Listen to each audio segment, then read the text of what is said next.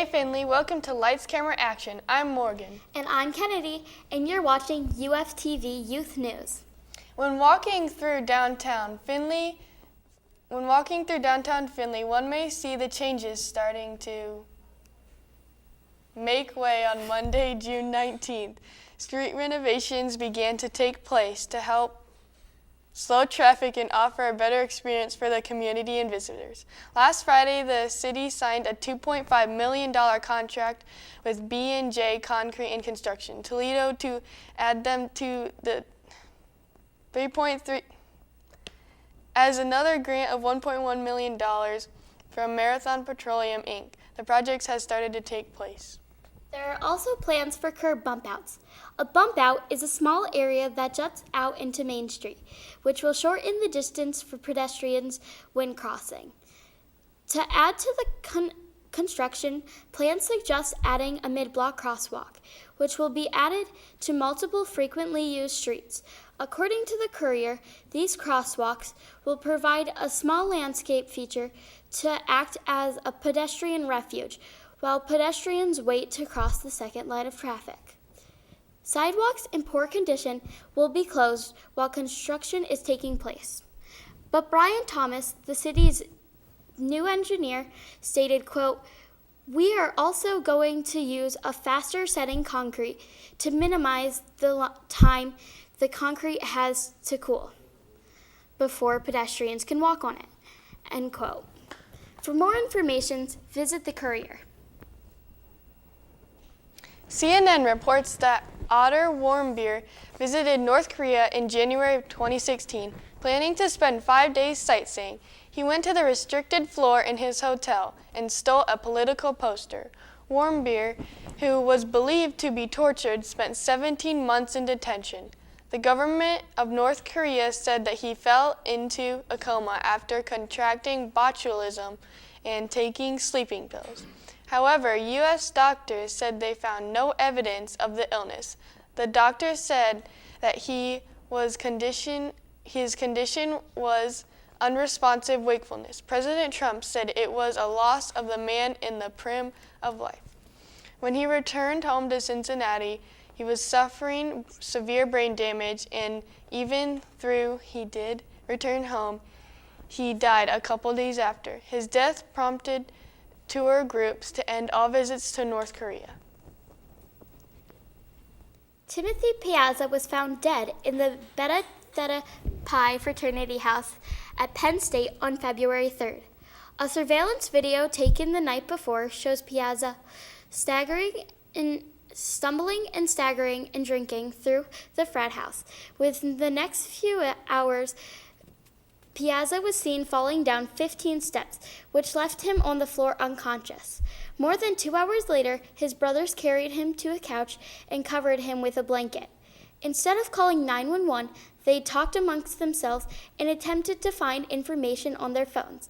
This led to a trial of 18 students who are being charged with offenses such as involuntary manslaughter and other offenses related to alcohol. There were more than 1,000 counts in all. For more information, visit CNN.com. After this break, we'll fill you in on entertainment news. Welcome back to Lights, Camera, Action. I'm Seth. And I'm Evan, and with your entertainment news. Great. On June 13th, Hawaii News now stated that KFC was planning on sending a chicken sandwich into space. Much like a monkey was once sent into space, so will the infamous chicken sandwich. The KFC sandwich, which includes a delicacy of crispy chicken, shredded lettuce, and creamy mayonnaise, will be lifted to the edge of the atmosphere by a high-altitude balloon, because why not? This comes 2 months after the news that Rob Lowe would be playing the new Colonel Sanders on television. KFC will be partnering with balloon maker Worldview, and after the chicken sandwich collects data, however it does, I don't know it will, return back to Earth in a blaze of glory. For further updates, tune in to UFTV. The well-known series Digimon is more than just a series. Digimon started as a digital V-Pet, but then you had to take care of it so it can evolve, or as they say in the anime Digimon, to the next level and then go back to their previous form. Pokemon is a better known series that started as Pokemon Blue and was copied into different games, known as Pokemon Red, Green, and Yellow, which was changed so that you start with Pikachu. Digimon started in 1999 along with Pokemon Indigo League, also called Series 1. But both are very different because in Pokemon, one needs to complete gym battles and get to the next level. One can to the next one until you get 8 badges. Then one can get to the Pokemon League and beat the champion.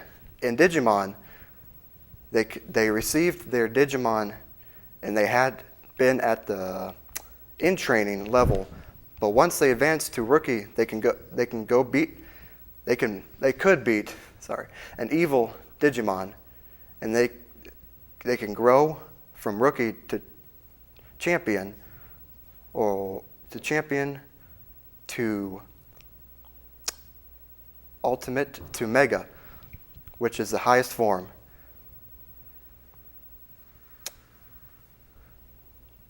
They both have evolved to some of the most popular pop culture icons in the world, but had a card game. Both had a card game, one of which is still being manufactured, and games that are being made. Some of the newest games for them would be Digimon, Story Cyber Sleuth, and Pokemon Sun and Moon. But one thing that they will always have in common is that they have made their way into the hearts of many fans around the world. Wonder Woman opened up to an astounding $103.1 million, the highest opening 3-day weekend recorded with a female in front of and behind the camera, as Patty Jenkins has officially become the first female director of a superhero film, but also the first director of a DCEU movie to have a 93% rating on the film review site Rotten Tomatoes. The film also beat out other origin films such as Iron Man. The film dropped 49% in its second weekend and 30% in its third, losing to Pixar's Cars 3. Gal Gadot will revisit the role in November's Justice League. This information has been brought to us by Deadline. Finley's own Gavin Creel won his first Tony at the 70th Annual Tony Awards. Gavin got the award for Best Featured Actor in a Musical with Hello Dolly. The arts partnership had a viewing party at Finley High School where the first 100 people that showed up received a Hello Dolly shirt to show support. Finley is hometown proud and hopes he goes on to many more awards. This information was brought to us by Flag City Printing in the 2017 Tony results. Stay tuned for sports here on UFTV Youth News.